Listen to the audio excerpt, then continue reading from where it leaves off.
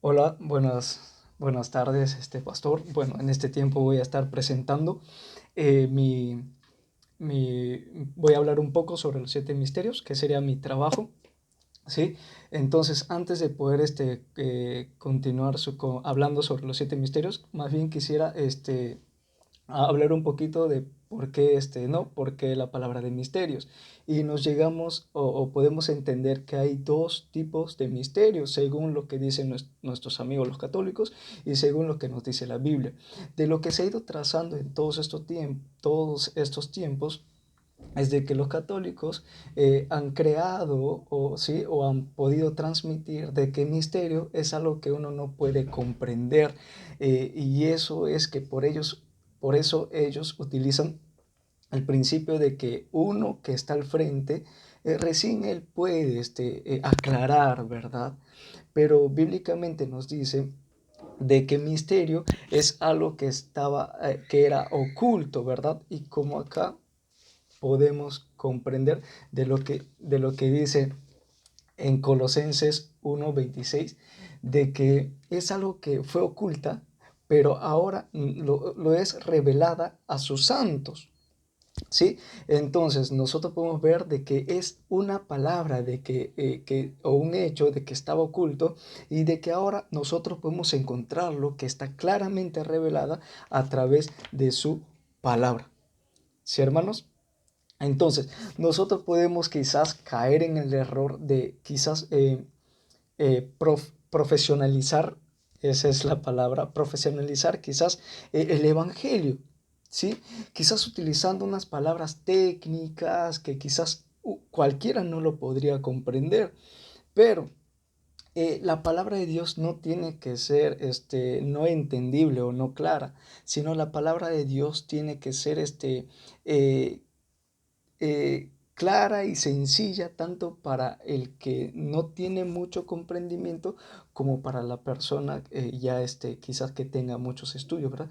Porque si nosotros estamos optando por profesionalizar el Evangelio, y solo lo decimos para aquellas personas que puedan comprender, pues estamos haciendo como los católicos, ¿verdad? Como que hacían una diferencia entre el clero y el laico, ¿verdad? Esas dos diferencias era el clero, era de las personas que tenían muchos estudios, ¿verdad?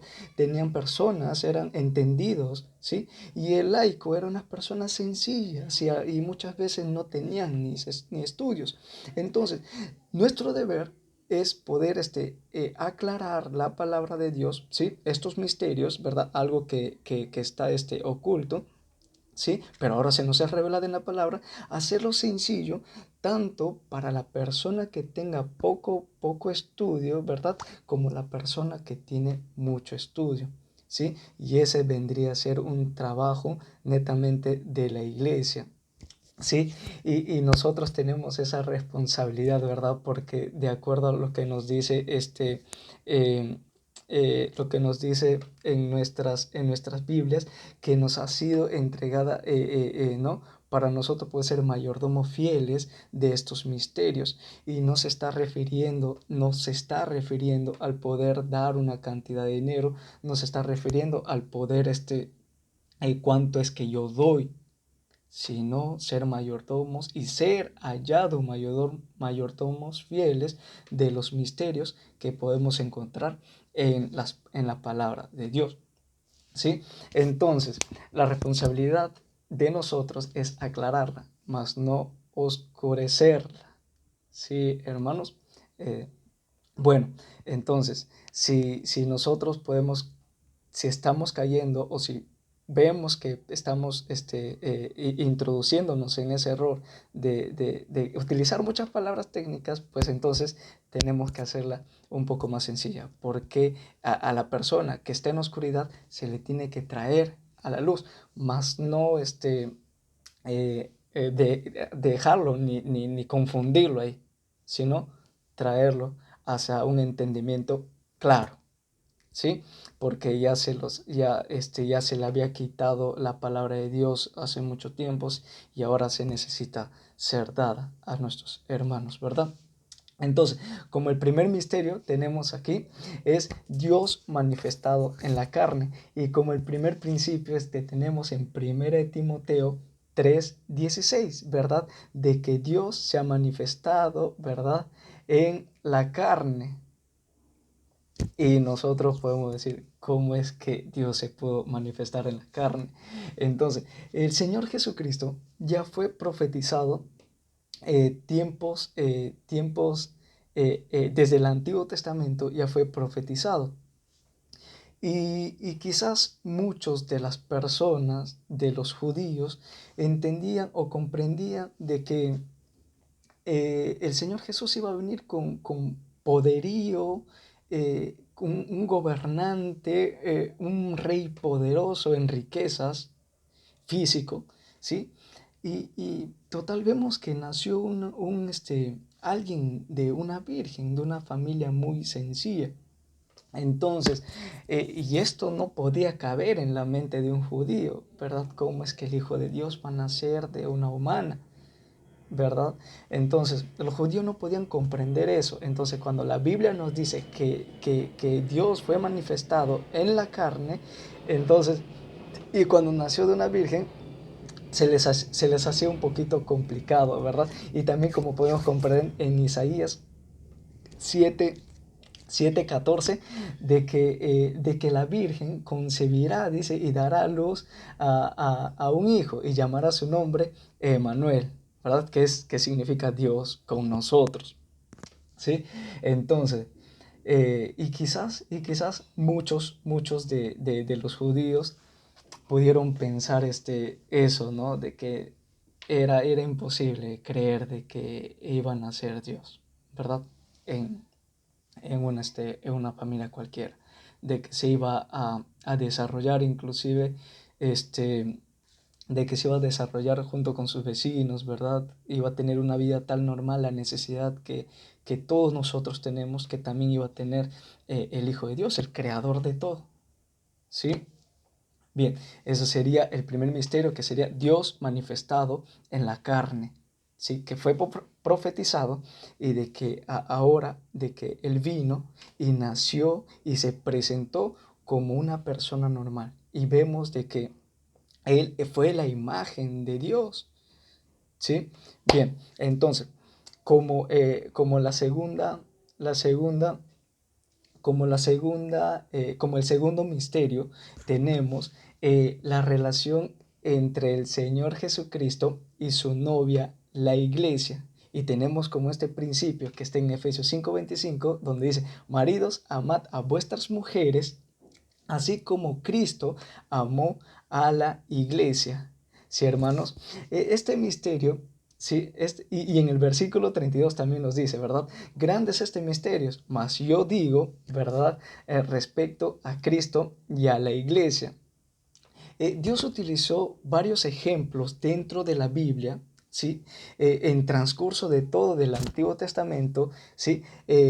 Para que nosotros podamos entender de cómo es que Cristo amó a la iglesia, ¿verdad? Tenemos ahí el ejemplo de Adán y Eva, ¿verdad? Tenemos de Ruth y Boaz, ¿verdad? Que ella se fue y como que le dijo de que no vaya a otros campos, ¿verdad? Como que protegiendo a la iglesia, sino que se quede a trabajar en el campo de él.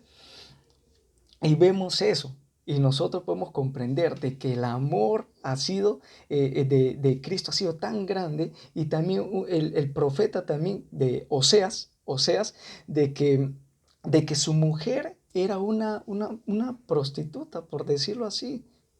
¿Y qué hizo él?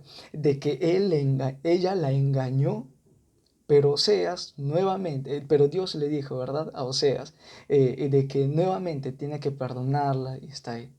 Y eso fue la imagen misma de Cristo perdonando a la iglesia, ¿sí? Entonces, para poder nosotros comprender y comprometernos también para tener más adelante nuestras esposas, ¿verdad?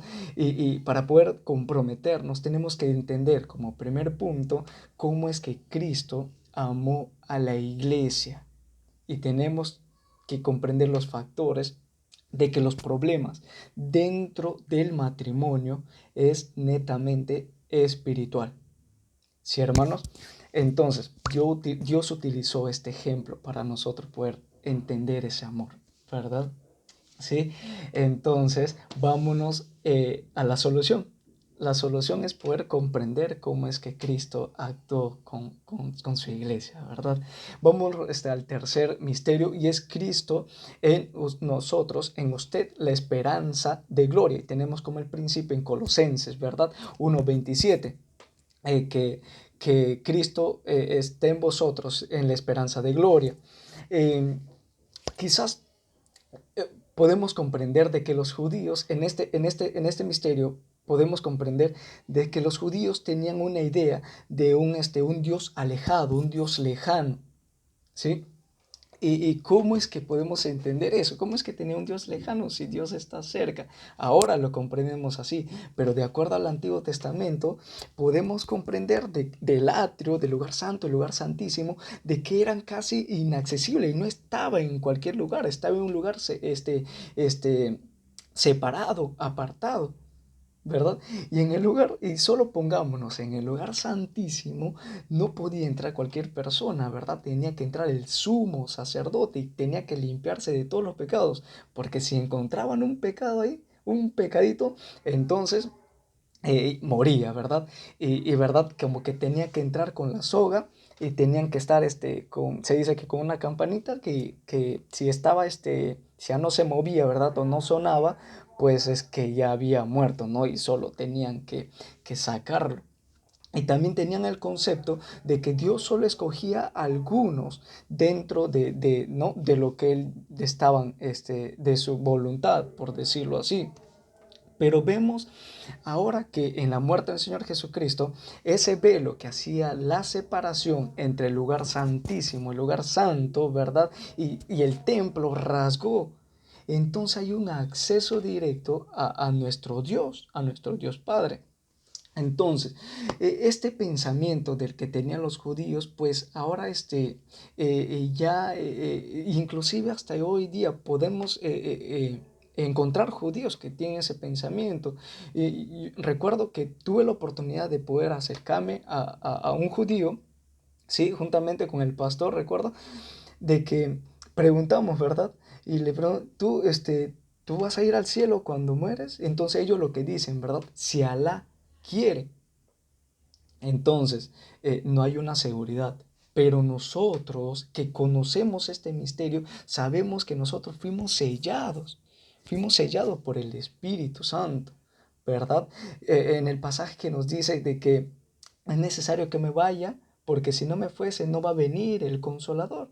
Y se estaba refiriendo al Espíritu Santo, y Él no va a revelar, ¿verdad? Las cosas que están escritas, ¿verdad? Que fueron anteriores. Entonces, la Biblia mismo nos revela de que el Espíritu Santo mismo es el sello de nuestra salvación. Entonces nosotros podemos decir con toda seguridad de que sí somos salvos. No vamos a tener esa duda como los judíos, que si Alá quiere, ¿verdad? Porque ellos tienen la mentalidad del Antiguo Testamento, de que un Dios alejado, un Dios que no está cerca, ¿verdad? Entonces, ese es el tercer misterio, ¿sí? Y un ejemplo claro que nos dejó el Señor Jesús acerca de la cercanía que tenía con el Padre, ¿verdad? Cuando Él estaba en el, en el día de reposo, sanando y todo, ¿verdad? Mi Padre aún trabaja. Y recordemos que los fariseos y los escribas se habían molestado. ¿Cómo es que va a ser tu Padre? Y haciéndote igual a Él, ¿verdad? Y nosotros comprendemos y entendemos de que nosotros somos discípulos de Cristo y nosotros estamos imitando a Cristo y Cristo dio a conocer a Dios y nosotros estamos imitando a Él y también vamos a poder dar a conocer a Dios mediante lo que nosotros hacemos, nuestra forma de poder andar y vivir. ¿Sí? Entonces, Cristo en usted, la esperanza de gloria, es de que nosotros estamos con un Dios tan cercanos y teniendo esa seguridad y también damos a conocer a un Dios personal como nuestro Padre. ¿Sí? Ese sería el tercer misterio. Ahora pasémonos al cuarto misterio, que es la restauración de la nación de Israel. ¿Sí? Y esto lo encontramos, ¿verdad? Y acá está en Romanos 11:25 que dice el endurecimiento de Israel hasta que haya entrado a la plenitud de los gentiles, ¿verdad? Hasta que haya entrado a la plenitud de los gentiles. Y nosotros vemos de que Israel había sido apartado por Dios por su desobediencia, ¿sí? Pero hay una promesa de nuestro Dios para, netamente, exactamente para el pueblo de Israel, ¿sí, hermano? Entonces, en este tiempo, ¿verdad? De que Dios había como que desechado al pueblo de Israel, ¿verdad? Durante 2000 años, pudo haber pensado, ¿verdad? De que Satanás había ganado la batalla.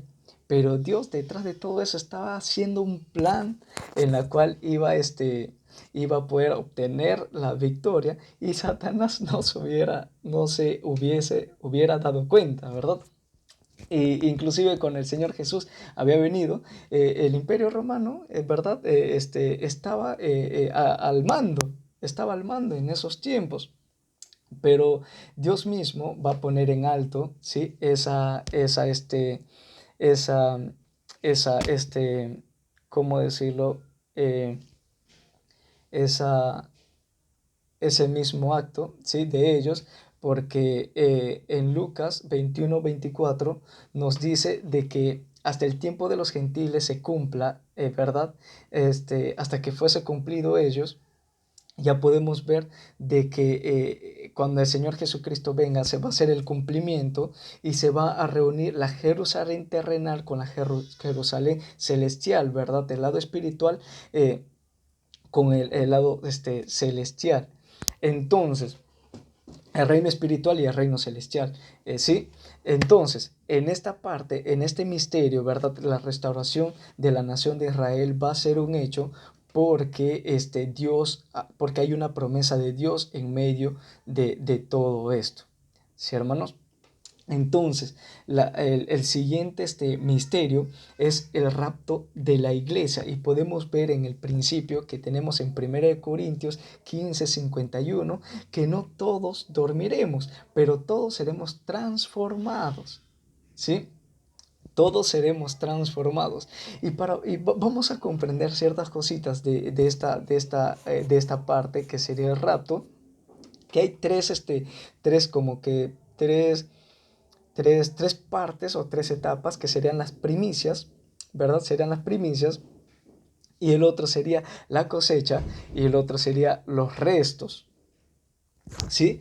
Entonces, en las primicias, pues encontramos a los hombres justos del Antiguo Testamento, de los que habían fallecido muchos antes que nosotros. Los hombres justos eran Noé, Moisés, ¿verdad? Todos ellos de que habían puesto su confianza en nuestro Dios. Esas personas cuando el Señor Jesucristo había muerto y había resucitado, pues justamente resucitó con ellos, ¿sí? Y ahora pues están pues en el cielo, ¿no? Porque antes, si podemos recordar anteriormente, en el seno de Abraham, en la parte de abajo, ¿sí? En la parte de abajo, de que podemos ver en la historia que se cuenta en nuestras Biblias, de que acá estaba el rico y acá estaba Lázaro, ¿verdad? Y había una cima, una bajada muy profunda, ¿sí? De que los separaba. Entonces, vemos de que acá era el seno de Abraham. Entonces, en esta parte que se llamaba eh, eh, el paraíso, ¿sí? El paraíso, podemos ver de que cuando nuestro Señor Jesucristo murió, vino acá para poder rescatar a los que estaban acá y pues estar en el cielo hoy en día. Y vemos, segundo punto, la cosecha, ¿sí? La cosecha. Entonces, aquí es donde estamos cada uno de nosotros, ¿verdad? En el rapto de la iglesia, cuando venga el sonido de la trompeta y cada uno de nosotros pues seamos transformados, ¿verdad? Y seamos arrebatados pues para poder estar en la presencia de nuestro Señor. Y esto es lo que estamos esperando cada uno de nosotros, el rapto de la iglesia. No estamos esperando nosotros la tribulación y la gran tribulación. En esta parte del tercer punto vendría a ser el resto, y acá hay dos puntos, ¿verdad? Uno es de los 144.000 testigos de Dios que habían de estar en este tiempo de la tribulación después de la toma de la iglesia, después del sonido de la trompeta, de cuando fuimos tomados, y este es acá que va a ser tomado cuando va a ser el tiempo de los 144.000, ¿verdad? Y el segundo de esta parte de los restos, porque primero es las primicias y luego la cosecha, y luego está acá de los restos, los primeros, los 144.000. Y después van a ser aquellas personas que no han sido selladas por el anticristo y han muerto por la causa de Cristo. ¿Sí? Y estas personas, pues en este tiempo también va a haber ¿no? Como que también van a poder ser salvos, ¿sí, hermanos? Entonces, eh, estos son de acuerdo al rapto de la iglesia, ¿verdad? Vamos a recordar que fue las primicias, la cosecha y los restos. Dentro de los restos están los 144.000 y las personas que no se han dejado sellar, sellar, ni poner ni dejarse guiar por el anticristo, y también van a ser salvos por las personas que han muerto a causa de Cristo, ¿sí? De lo que no han negado el nombre de nuestro Señor Jesucristo. Sí, entonces, este es el quinto misterio, que es el rapto de la iglesia. Sí, el sexto misterio es el misterio de la iniquidad. En este misterio había mucha dificultad de poder comprenderla, porque entendemos y comprendemos de que en el Antiguo Testamento la Biblia no estaba completa aún, y no era fácil de poder comprenderla. No podían comprender que había una gran batalla, ¿verdad? Que cuando Dios le dijo a Conías en Jeremías en Jeremías 22, que nadie se iba a sentar en el trono de David, ¿verdad? Que ya nadie le iba a, a suceder, ¿verdad? Eh, pero, pero sí tenemos que comprender y entender de que en este tiempo, de que cuando nadie le dijo que se iba a sentar, Dios había ya hecho un plan, ¿verdad? Para que pueda hacerse sin que Satanás se pueda dar cuenta, ¿sí? Eh, También nadie podía comprender, ¿sí? De que Nimrod, que la Biblia lo dice en Génesis, de que fue un vigoroso cazador, que fue de uno de los más grandes, ¿verdad? Y fue guiado por esa, la fortaleza, ¿verdad? Y de que nadie puede comprender de lo que él inició, ¿verdad? Una religión pagana desde el Génesis hasta el día de hoy también podía darse. No podían comprender precisamente porque las escrituras estaban incompletas, pero ahora damos gracias a Dios que podemos entenderla y comprenderla y también estudiarla para poder dar a conocer a otros. Es importante. Y esta podemos verla, ¿verdad? Entonces, Dios utilizó en este tiempo, ¿verdad? Utilizó como esta plataforma, ¿verdad? De un reino falso, una religión falsa, para, para hacer lo que él le plazca y poder decir, ¿no? Por decirlo así, que él estaba teniendo como que o ganando la batalla. Pero vemos de que cuando el Señor Jesucristo vino, no del linaje directamente por Nimrod, sino de David, ¿sí? De David, que vino ahí la promesa, y es por eso que el Señor Jesucristo tiene todo el derecho legal de poder construir un reino físico eterno, ¿sí? Porque cuando en Conías se cortó la línea, ¿sí? Acá estaba el rey David y acá estaba Conías, ¿sí? Acá estaba Conías. Entonces, supuestamente de a nadie le iba a continuar, pero había otra línea directa que le llevaba justo donde estaba María y José. Pero no sería por José, porque el Señor Jesús no tuvo nada que ver una conexión directa física con José, sino de parte de María.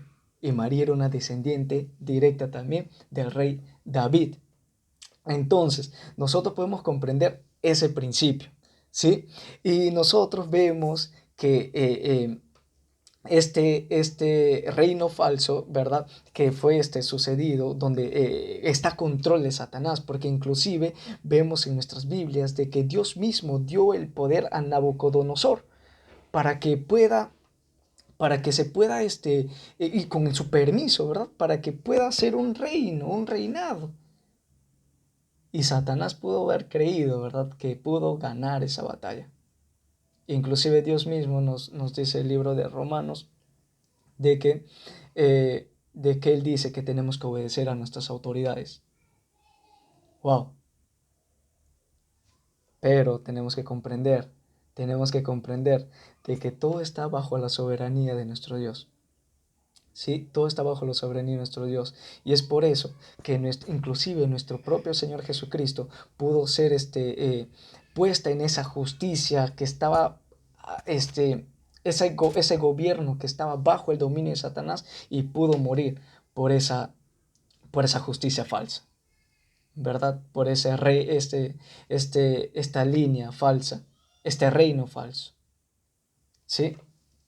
Y ese también viene de parte de esa línea de, de, de Nimrod, ¿verdad? Aunque Nimrod es de la parte religiosa, ¿verdad? Y del reino viene del corte de Conías.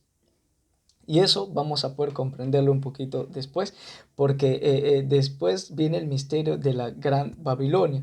Pero ahora en el misterio de la iniquidad viene de los espíritus o de los poderes que nos influyen a nosotros, a hacer lo inadecuado, ¿verdad? Lo indebido, la iniquidad en nosotros. Entonces, entonces, eh, este, podemos comprender mediante la palabra que todos los reinos que vemos acá, que están físicamente gobernando, tanto los que tienen mucho, mucho, mucho poder, ¿verdad? Tanto global como jerárquico, muchas de las cosas, ellos están bajo el dominio de Satanás. ¿Sí? Entonces, entonces, eh, este es del lado del poder, ¿verdad? Del dominio. Pero ahora en la Grande Babilonia podemos, y este es el séptimo misterio, vamos a poder comprender del sistema religioso que abarcó desde Nimrod, que a través de los años, ¿verdad? Desde Nimrod hasta el día de hoy. Como, ¿no? Como vimos, ¿verdad? ¿Quién iba a poder imaginar de que lo que Nimrod lo que sembró en ese tiempo pudo estar hasta el día de hoy? ¿Sí? Y esta grande Babilonia lo representa como una grande ramera, y en el libro de Proverbios nos dice que nos mantengamos alejados de esta ramera, ¿verdad? Y de sus influencias, ¿verdad? Entonces, cuando podemos entender de que esta grande Babilonia maquina como una ramera, es sobre las religiones de este mundo, y quizás como nuestra denominación, los bautistas no son la excepción de ellos, sino que también están dentro de este círculo, pero de los que no son salvos. Como dice en el Apocalipsis 17:6, que estaba ebria de la sangre de los mártires, ¿sí? De los santos, de los mártires de Jesús, ¿sí?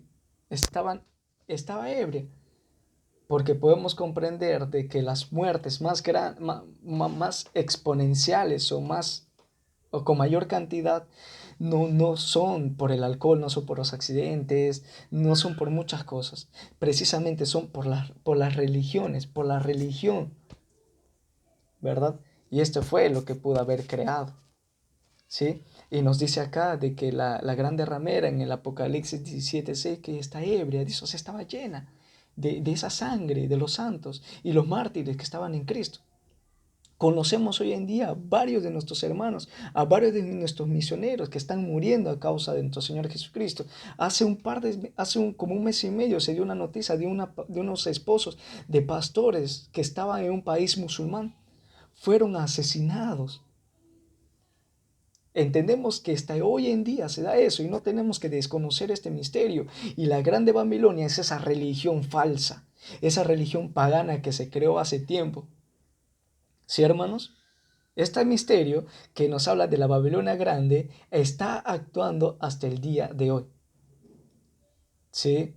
Y como nosotros podemos comprender dentro de la Biblia, hemos visto y vemos de esos mártires que también fallecieron. Uno de ellos, nuestro Señor Jesucristo. ¿Qué más ejemplo? Pablo, ¿verdad? El apóstol Pablo. También tenemos a Esteban, apedreado. ¡Wow! Los discípulos de nuestro Señor Jesucristo, apedreados, ¿verdad? Colgados. Una muerte quizás catastróficas. Todo a causa del nombre del Señor Jesucristo.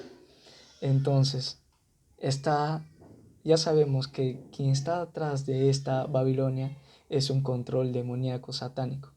Sí, y todo esto que ahora estás viendo, porque también nos dice que esta grande Babilonia estaba condenada, ¿sí? Y ya tiene su castigo de por sí.